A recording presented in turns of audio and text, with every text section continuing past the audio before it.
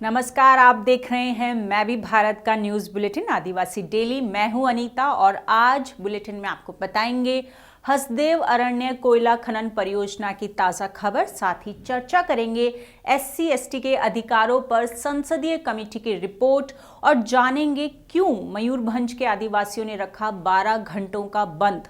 MBB पोल में आज बात करेंगे छत्तीसगढ़ में पुलिस कैंप लगाने की सरकार की क्या है मंशा। तो शुरुआत करते हैं हेडलाइंस के साथ। PSU में SC/ST अधिकारियों को नहीं मिलते बड़े पद, संसदीय कमेटी ने किया खुलासा। हसदेव में कोयला खनन को सुप्रीम कोर्ट की हरी झंडी, कहा विकास के रास्ते में नहीं आएंगे।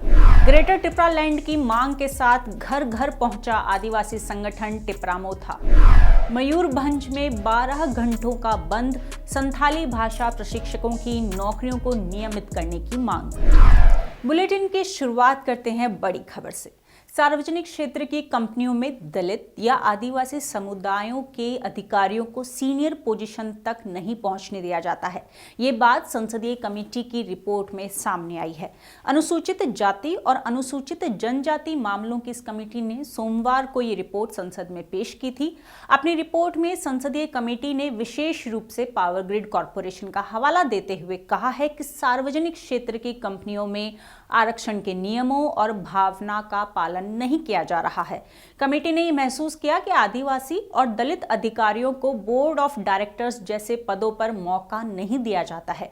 बीजेपी के सांसद किरीट सोलंकी ने इस रिपोर्ट को पेश किया। Present a copy each of 18th and 19th report, Hindi and English version of the Committee on the Welfare of Scheduled Caste and Scheduled Tribes 2022-23 listed against my name at the serial number 17 in today's order paper. Thank you.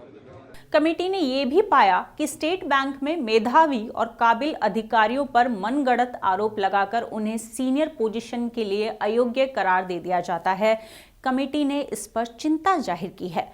Committee ने इस बारे में जो सिफारिशें सरकार को दी हैं, उन पर सरकार की प्रतिक्रिया से कमेटी बहुत खुश नहीं है। कमेटी ने कहा है कि सरकार इस मामले में गंभीर नहीं है। आपको बता दें, संसदीय कमेटी अलग अलग मंत्रालयों से जुड़ी होती हैं और मंत्रालय के कामकाज की समीक्षा करती हैं। इन कमेटियों का काम सरकार की अलग अलग नीतियों, योजनाओं और फैसलों के बारे में तथ्यों का पता लगाना होता है। उसके बाद कमेटी सरकार को सुझाव देती है। सरकार कानूनी तौर पर इन सुझावों को मानने के लिए बाध्य नहीं है, लेकिन सरकार से ये उम्मीद की जाती है कि वो कमेटी की सिफारिशों पर अमल करे। खास तौर से आदिवासी और दलित जैसे वंचित तबकों से जुड़ी महत्वपूर्ण सिफारिशों को नजरअंदाज करना निराशाजनक है। बढ़ते हैं अगली खबर की ओर। छत्तीसगढ़ से बड़ी खबर सामने आई है। छत्तीसगढ़ के सरगुजा में हसदेव अरण्य स्थित परसा कोल ब्लॉक खनिज परियोजना पर सुप्रीम कोर्ट ने रोक लगाने से इनकार कर दिया है। जस्टिस BR गवई और जस्टिस विक्रम नाथ की पीठ ने मंगलवार को ये फैसला किया। दरअसल परसा कोल ब्लॉक के आदिवासी भू विस्थापितों ने शुक्रवार को शीर्ष अदालत में याचिका दायर की थी। इस पर जस्टिस BR गवई और जस्टिस विक्रमनाथ की बेंच में सुनवाई हुई। बेंच ने किसी भी तरह की अंतरिम राहत देने से इनकार कर दिया। बेंच ने कहा कि हम विकास के रास्ते में नहीं आना चाहते हैं और हम इस पर बहुत स्पष्ट हैं। हम कानून के तहत आपके अधिकारों का निर्धारण करेंगे, लेकिन विकास की कीमत पर नहीं। साथ ही स्पष्ट किया कि परसा कोयला ब्लॉक के लिए भूमि अधिग्रहण को चुनौती देने वाली लंबित याचिकाओं को खनन के खिलाफ किसी भी तरह के प्रतिबंध के रूप में नहीं माना जाएगा। आपको बता दें कि छत्तीसगढ़ में हसदेव अरण्य में कोयला खदानों को राज्य सरकार से अनुमति दिए जाने के बाद आदिवासी लगातार आंदोलन कर रहे हैं। सरगुजा, कोरबा और सूरजपुर जिले में 1,70,000 हेक्टेयर में फैला हसदेव अरण्य देश के सबसे विविध और खूबसूरत जंगलों में से एक है। आदिवासियों का कहना है कि कोयले के खनन की वजह से हसदेव अरण्य के 8 लाख पेड़ों को काटा जाना है। इसके अलावा यहाँ कम से कम 10,000 आदिवासी विस्थापित भी होंगे।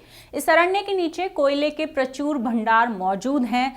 राजस्थान और छत्तीसगढ़ में विद्युत आपूर्ति के लिए इस कोयले की बेहद जरूरत है। इसके लिए राजस्थान सरकार ने कोयले को निकालने के लिए अडानी समूह की कंपनी से करार किया है। इस परियोजना के लिए इलाके में पेड़ों की कटाई भी शुरू हो गई है। स्थानीय गोंड आदिवासी समाज के लोग बताते हैं कि जब साल 2011 में इस परियोजना को हरी झंडी दी गई थी, उस समय से ही स्थानीय लोग इसका विरोध कर रहे हैं। उससे पहले वर्ष 2010 तक इस इलाके में खनन को प्रतिबंधित रखा गया था। और अब छत्तीसगढ़ से चलते हैं उत्तर पूर्व के राज्य त्रिपुरा में फिलहाल बीजेपी की सरकार है और अगले साल राज्य में विधानसभा के चुनाव होंगे। पिछले चुनाव में बीजेपी ने आदिवासी संगठन IPFT के साथ मिलकर चुनाव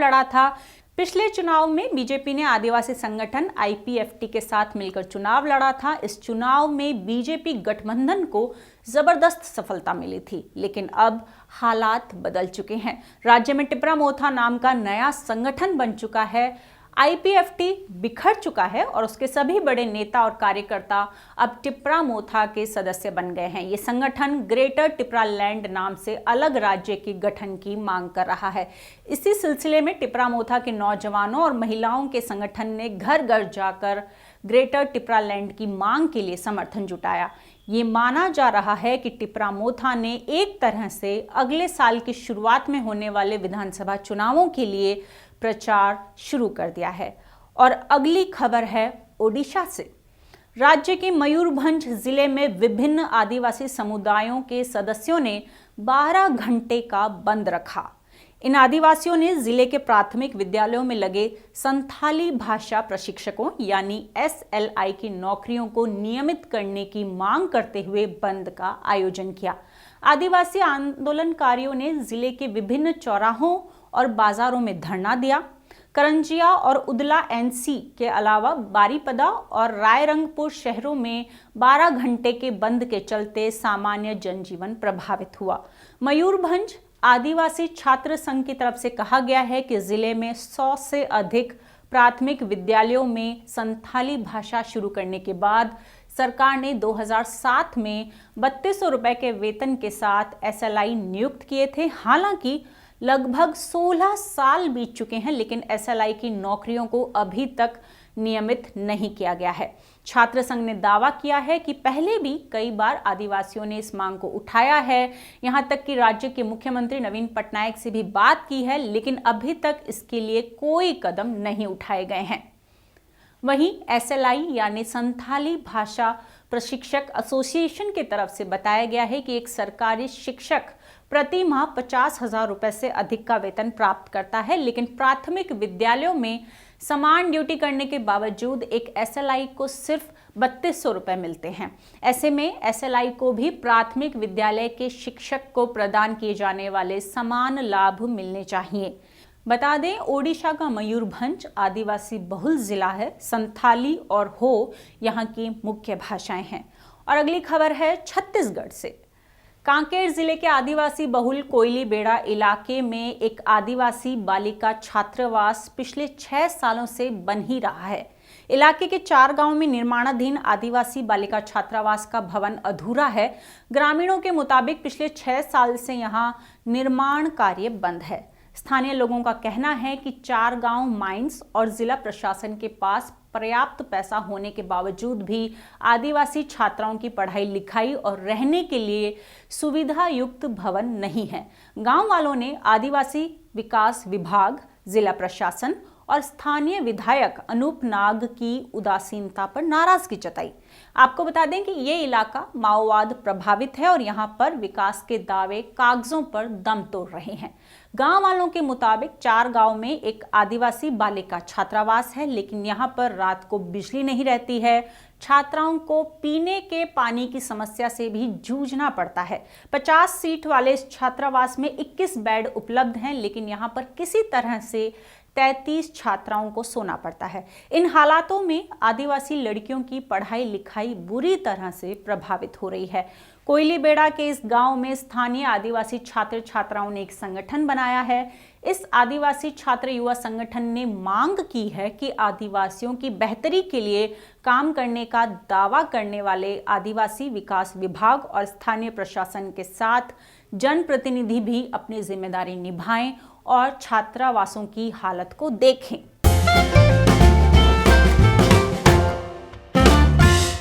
और अब चलते हैं अपने दूसरे सेगमेंट की ओर, जिसका नाम है एमबीबी पोल। इस सेगमेंट में मैं भी भारत पोल के लिए हमने अपने YouTube चैनल पर एक सवाल किया था। वो सवाल था, छत्तीसगढ़ के माओवाद प्रभावित इलाकों में पुलिस कैंप लगाने से क्या होगा, अपनी राय बताएं। इस सवाल के जवाब में 55% लोगों ने कहा कि ऐसे इलाकों में पुलिस कैंप लगाने से आदिवासियों पर अत्याचार बढ़ेगा, जबकि 37% लोगों ने माना कि इससे इलाके में विकास परियोजनाओं का लाभ मिलेगा। तो वहीं करीब 8% लोगों ने कुछ नहीं कह सकते का ऑप्शन चुना। आपको बता दें कि इस पोल में 1000 से ज्यादा लोगों ने हिस्सा लिया था। अब आपको बताते हैं कि हमने ये सवाल क्यों पूछा था। दरअसल पिछले कुछ दिनों में छत्तीसगढ़ के माओवाद प्रभावित इलाकों मसलन बीजापुर, बस्तर, सुकमा, नारायणपुर और कांकेर में पुलिस और सुरक्षा बलों के कैंप को लेकर आदिवासियों का विरोध देखने को मिला है। इन इलाकों में ग्रामीणों ने मोर्चा खोल दिया है। वो लगातार कई महीनों से धरना प्रदर्शन करते आ रहे हैं। इन इलाकों में कई बार पुलिस, सुरक्षा बलों और ग्रामीणों के बीच झड़प की खबरें सामने आई हैं। खबरों की माने तो माओवाद प्रभावित इन इलाकों में सीआरपीएफ, बीएसएफ, आईटीबीपी जैसे सुरक्षा बलों के लाखों जवान तैनात हैं। इन जवानों के रहने के लिए अलग अलग इलाकों में बड़ी संख्या में विशाल कैंप बनाए गए हैं और पिछले कुछ सालों में लगातार इन कैंपों का विस्तार होता गया है। अकेले बस्तर जिले में ही विकास के नाम पर 4 साल में 35 पुलिस कैंप खोले जा चुके हैं। वहीं इन इलाकों में तेजी से सड़कों का विकास किया जा रहा है, साथ ही मोबाइल नेटवर्क भी खड़ा किया जा रहा है। खबरों के मुताबिक पिछले 4 साल में नक्सल प्रभावित बस्तर में 500 से ज्यादा मोबाइल टावर खड़े किए गए हैं। एक तरफ छत्तीसगढ़ सरकार ने दावा किया है कि इन कैंप्स को विकास कार्यों जैसे सड़क, पुल, पुलिया निर्माण के लिए वहां पर लगाया गया है, लेकिन आदिवासियों का आरोप है कि इन कैंपों के खुलने से विकास तो दूर की बात, आदिवासियों की रक्षा भी नहीं हो पाती। उल्टे माओवादियों के नाम पर गांवों में रहने वाले आदिवासियों को प्रताड़ित किया जाता है। यही कारण है कि आदिवासी इन कैंपों का विरोध करते रहे हैं। वहीं सरकारी अधिकारियों का दावा है कि माओवादियों के दबाव में आकर आदिवासी प्रदर्शन कर रहे हैं। आपको बता दें, इसी महीने कम्युनिस्ट पार्टी माओवादी यानी सीपीआईएम ने एक रिपोर्ट जारी की थी, जिसमें दावा किया गया है कि मध्य भारत और आसपास के राज्यों जैसे महाराष्ट्र, तेलंगाना, आंध्र प्रदेश, झारखंड और छत्तीसगढ़ में 6 लाख से ज्यादा सुरक्षा बलों की तैनाती की गई है, जिनमें केंद्रीय अर्धसैनिक बल भी शामिल हैं। हालांकि गृह मंत्रालय ने इस दावे को खारिज किया है। और एमबीबी पोल पर ज्यादा चर्चा करने के लिए स्टूडियो से हमारे साथ जुड़े हैं मैं भी भारत के संपादक श्याम सुंदर।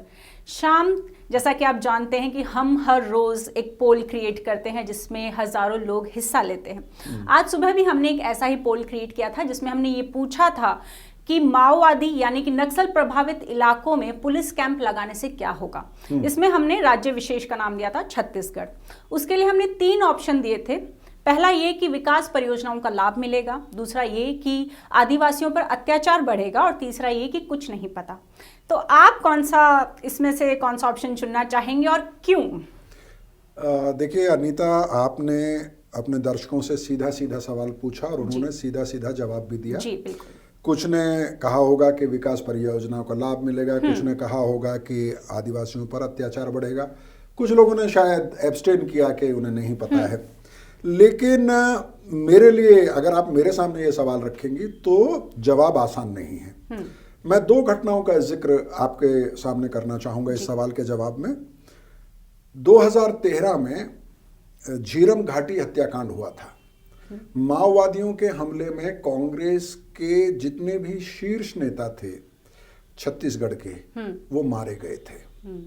माओवादी हमला हुआ था जी। और आज उसी पार्टी की सरकार छत्तीसगढ़ में है।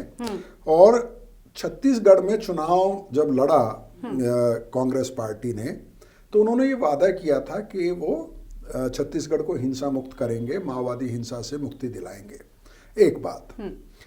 दूसरी तरफ जो आपका दूसरा ऑप्शन है कि क्या आदिवासियों पर अत्याचार बढ़ेगा। हाल ही में अदालत से 121 आदिवासियों को बरी किया गया 5 साल जेल में रखने के बाद, और उन पर आरोप था कि वो माओवादी गतिविधियों में लिप्त थे। तो अब ये ब्लैक एंड व्हाइट में कोई जवाब नहीं दिया जा सकता। मैंने आपको 2 घटनाएं बताई। तो जहां तक सवाल ये है कि जो स्टेट का कहना है, जो राज्य सरकार का कहना है, वो पूरी तरह से गलत नहीं है, लेकिन ये कहना भी पूरी तरह से गलत नहीं है कि जो पुलिस है या जो सुरक्षा बल हैं जी, कई बार ऐसी घटनाएं देखी गई हैं, ऐसे मौके आए हैं जब ये साबित हुआ है कि उन्होंने ज्यादती की है, उन्होंने मानवाधिकारों का हनन किया है और आदिवासियों के साथ नाइंसाफी हुई है। सिलगेर में प्रोटेस्ट के दौरान भी कुछ लोग मारे गए थे। हाँ। तो शायद ये कि लोकतंत्र में प्रोटेस्ट करना कोई बुरी बात नहीं है, और प्रोटेस्ट पे अगर गोली चलाई जा रही है तो गोली अगर चलाई भी गई है तो उसकी जवाबदेही कम से कम जरूर तय होनी चाहिए। तो एक ब्लैक एंड व्हाइट में जवाब देना थोड़ा सा मुश्किल है। शाम, जो आपने कहा कि झड़प की जो बात की, हम लोग लगातार कई दिनों से खबरों में देख रहे हैं कि अलग अलग इलाकों, अलग अलग जिलों की अगर बात करें, जैसे कांकेर हो गया, बस्तर हो गया या फिर सुकमा हो गया, अलग अलग जिलों में आदिवासी जो है वो लगातार प्रदर्शन कर रहे हैं, विरोध प्रदर्शन कर रहे हैं। और इसी दौरान हमने देखा कि सुरक्षा बलों के साथ झड़प की खबरें लगातार हमारे सामने आ रही हैं। तो बड़ा सवाल ये है कि क्योंकि आप पूरे भारत में, मैं भी भारत की टीम को लेकर जाते हैं, घूमते हैं, आप छत्तीसगढ़ के कई इलाकों में गए हैं, नक्सल प्रभावित इलाकों में भी गए हैं, तो जमीन पर आप क्या देखते हैं? जो आदिवासी 2-2 सालों से प्रदर्शन कर रहे हैं, क्या लगता है आपको, क्या वो सरकार पर कोई ठोस दबाव बनाने में कामयाब होंगे? क्या सरकार अपने कदम पीछे खींचेगी? देखिए, ये जो प्रदर्शन हो रहे हैं इसमें मैं कोई बुराई नहीं देखता हूँ जी, और ना ही सरकार को देखनी चाहिए। जैसे मैंने पहले भी कहा कि लोकतंत्र में प्रोटेस्ट लोकतंत्र का एक बहुत जरूरी हिस्सा है। अगर मैं और आप किसी बात से सहमत नहीं है, हम धरना देते हैं या हम प्रोटेस्ट करते हैं किसी अधिकारी के दफ्तर के बाहर या संसद के बाहर या विधानसभा के बाहर, इसमें कोई बुराई नहीं है। सरकार की तरफ से ये कहा गया कि ये जो प्रोटेस्ट हो रहे हैं इसमें बहुत सारे माओवादी शामिल हैं या माओवादियों के दबाव में आम आदिवासी प्रोटेस्ट में शामिल हो रहा है। अगर आम आदिवासी माओवादियों के दबाव में भी प्रोटेस्ट में शामिल है तो भी इन प्रोटेस्ट को गंभीरता से लेने की जरूरत है। एक तो बात ये है। दूसरी बात ये है कि क्या इन प्रोटेस्ट से पुलिस कैंप की स्थापना रुक सकती है? बिल्कुल, मुझे ऐसा लगता है कि नहीं रुकेगी, क्योंकि छत्तीसगढ़ सरकार भी और केंद्र सरकार भी अपने इरादे स्पष्ट कर चुकी है। पिछले 3 साल में 40 से ज्यादा सुरक्षा बलों के कैंप जो हैं वो लगाए गए हैं माओवादी इलाकों में, और सरकार का ये स्पष्ट कहना है, छत्तीसगढ़ के मुख्यमंत्री भूपेश बघेल का ये स्पष्ट कहना है कि और कैंप लगाए जाएंगे। तो विरोध जरूर हो रहा है, विरोध में कोई बुराई भी नहीं है। सरकार को आदिवासियों को ये विश्वास दिलाना पड़ेगा कि आप जो विरोध कर रहे हैं वो सही नहीं है और कैंप आपकी सुरक्षा और शांति के लिए लगाए जा रहे हैं। जी, शाम, जो आप बात कह रहे हैं उसमें मैं एक तथ्य जोड़ना चाहूंगी। इसी महीने दिसंबर में सीपीआईएम ने एक रिपोर्ट जारी की। उस रिपोर्ट में ये कहा गया कि देश में मध्य भारत के कुछ राज्यों जैसे कि महाराष्ट्र और छत्तीसगढ़ जो नक्सल प्रभावित इलाके हैं, वहां पर सीआरपीएफ या ये कहिए सुरक्षा बलों की जो तादाद है वो एकदम से बढ़ा दी गई है। लगभग 6 लाख से ज्यादा जवान इस वक्त वहां तैनात हैं अलग अलग राज्यों में। तो क्या लगता है आपको, छत्तीसगढ़ सरकार ये दावा कर रही है कि हम ये कैंप इसलिए लगा रहे हैं ताकि विकास हो सके, सड़क बनाने के लिए, पुल बनाने के लिए। दूसरी तरफ हम ये भी देखते हैं कि मोबाइल टावर भी बहुत बढ़ाए गए हैं। पिछले 2-3 सालों में 500 से ज़्यादा मोबाइल टावर भी लगाए गए हैं छत्तीसगढ़ के अंदर। तो क्या लगता है आपको, क्या सुरक्षा बल बढ़ाने से अगर आप नक्सल प्रभावित इलाकों में ये सब करते हैं तो क्या विकास सच में लोगों तक पहुंचेगा, आदिवासी इलाकों में पहुंचेगा विकास? जी, आप सीपीआईएम यानी कि सीपीआई माओवादी की बात कर रहे हैं। बिल्कुल, उन्होंने ये दावा किया था और उस संबंध में उनकी तरफ से प्रेस रिलीज भी आई, डिटेल रिपोर्ट भी आई है। और सीपीआई माओवादी का ये कहना है कि ये जितनी बड़ी तादाद में सुरक्षा बलों को आपने आदिवासी इलाकों में लगाया है, इसको वो कई तरह से सैन्यीकरण कहते हैं, कई और टर्म वो यूज करते हैं, और जाहिर है वो उसका विरोध करते हैं, उनका आइडियोलॉजिकल विरोध है, वो अपने तर्क देते हैं। लेकिन एक बात बिल्कुल स्पष्ट है, वो ये है कि भारत एक लोकतांत्रिक देश है, इसमें आपको अपनी विचारधारा रखने का हक है। लेकिन इस लोकतंत्र में कोई भी सरकार ये नहीं मान सकती कि उसके देश का या राज्य का एक हिस्सा उसके नियंत्रण से बाहर होगा। उसमें आप समानांतर सरकार चलाएंगे, आप अपने नियम कायदे कानून अपनी अदालत चलाएंगे। तो जब माओवादी ये कहते हैं कि जो भारत सरकार है या राज्य सरकार है वो बहुत ज्यादा सुरक्षा बल आदिवासी इलाकों में लगा रहे हैं, तो उनको ये भी समझना पड़ेगा कि कोई भी चुनी हुई सरकार, भारत एक सार्वभौमिक देश है, तो कोई भी सरकार ये स्वीकार नहीं कर सकती कि उसका इकबाल इतना नहीं है कि कुछ इलाकों में उसका नियंत्रण ही नहीं है। एक चीज। दूसरी चीज, मुझे कई इलाकों में जाने का मौका मिला है, आंध्र प्रदेश में भी, उड़ीसा में भी, छत्तीसगढ़ में भी। और जब छत्तीसगढ़ के कांकेर के इलाके में जब हम थे, तो हमने ये सवाल वहाँ के आदिवासियों से पूछा विकास से संबंधित, चाहे वो स्कूल का सवाल है, अस्पताल का सवाल है, और भी जो सुविधाएं या योजनाएं हैं जो आदिवासियों को मिलनी चाहिए। तो वहाँ के आदिवासी ये सारी सुविधाएं मांगते हैं और ना मिलने पर निराश होते हैं, शिकायत करते हैं।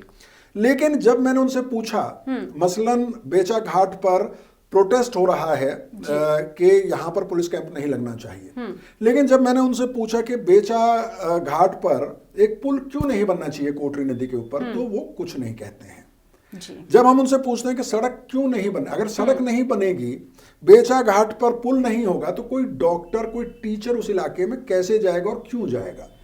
तो ये उलझे हुए सवाल हैं। और ये बात बिल्कुल सही है कि अगर पुल नहीं होगा, सड़क नहीं होगी, तो उन इलाकों को मुख्य धारा से जोड़ना या उन सुविधाओं से जोड़ना जो हमें और आपको उपलब्ध है, वो मुश्किल होगा।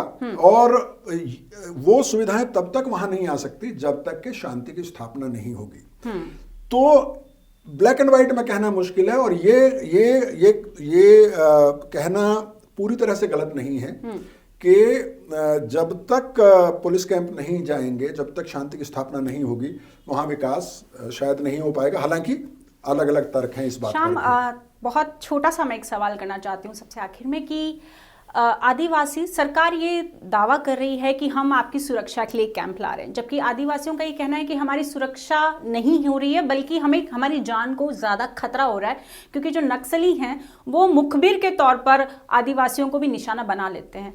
तो जो आपने कहा कि एक ग्रे एरिया है, क्या लगता है आपको, क्या इसे हम चैलेंज समझें या किस तरह के एक्शन लिया जाना चाहिए इन इलाकों में? अनीता, इस बात में तो कोई दो राय नहीं है कि चाहे वो कश्मीर हो, चाहे वो पूर्वोत्तर के राज्य हो, चाहे वो छत्तीसगढ़ के वो इलाके जो माओवाद के प्रभाव में हैं, या दुनिया का कोई भी ऐसा इलाका जहां पर जरूरत से ज्यादा सुरक्षा बल तैनात किए गए हैं, जहां किसी तरह का कॉन्फ्लिक्ट है, संघर्ष है, वहां पर एट्रोसिटीज होती हैं।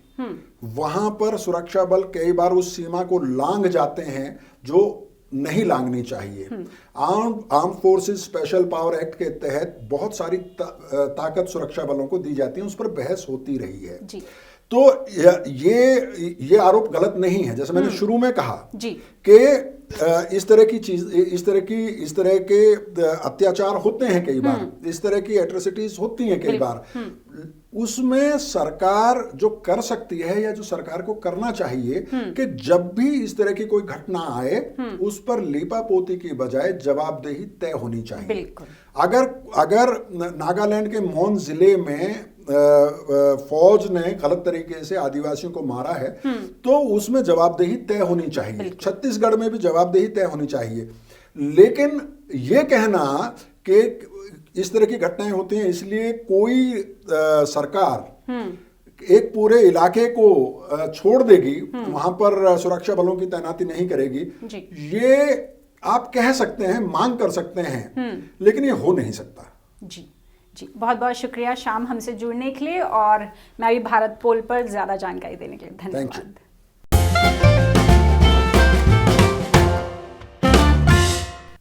अपने तीसरे सेगमेंट अस्मिता और अधिकार में आज बात करेंगे एक ऐसे आदिवासी नायक की जिन्होंने 1971 के भारत पाकिस्तान युद्ध में सर्वोच्च बलिदान यानी अपने प्राणों की आहुति दी थी। इस महीने की 3 तारीख को उनकी पुण्यतिथि थी। हम बात कर रहे हैं लांस नायक अल्बर्ट एक्का की। झारखंड के गुमला जिले के जारी गांव में जन्मे अल्बर्ट एक्का ने 1971 के भारत पाकिस्तान युद्ध में अपनी अदम्य साहस का परिचय दिया था। उन्होंने पाकिस्तान में घुसकर बंकर नष्ट किए थे और दुश्मनों को मार गिराया था। अल्बर्ट एक्का को मरणोपरांत देश की सेना का सर्वोच्च सम्मान यानी परमवीर चक्र से सम्मानित किया गया था। उनकी शहादत को पूरे 50 साल पूरे हो गए हैं। शहीद अल्बर्ट एक्का बिहार और झारखंड राज्य के एकमात्र परमवीर चक्र विजेता हैं। 1971 के युद्ध में दुश्मन की तरफ से लगातार हमला किया जा रहा था जिसमें कई भारतीय सैनिक शहीद हो गए थे। तब अल्बर्ट एक्का दौड़ते हुए टॉप टावर के ऊपर चढ़ गए थे। इसके बाद टॉप टावर के मशीन गन को अपने कब्जे में लेकर दुश्मनों को तहस नहस कर दिया था। इस दौरान उन्हें 20 से 25 गोलियां लगी थीं। उनका पूरा शरीर गोलियों से छलनी था। वो टॉप टावर से नीचे गिर गए थे जहां उन्होंने अंतिम सांस ली थी। और ये था आज का हमारा आदिवासी डेली न्यूज़ बुलेटिन। अगर आप भी हमसे जुड़ना चाहते हैं तो नीचे दिए गए व्हाट्सएप नंबर पर हमें मिस कॉल दें। साथ ही अगर आप कोई सुझाव हमें देना चाहते हैं तो कमेंट बॉक्स में लिखकर बताएं। और अगर आपके इलाके आपके राज्य की कोई ऐसी खबर है जो हम तक नहीं पहुंच पाई है तो उसे भी आप कमेंट बॉक्स में लिखकर बता सकते हैं। आज के लिए बस इतना ही। धन्यवाद।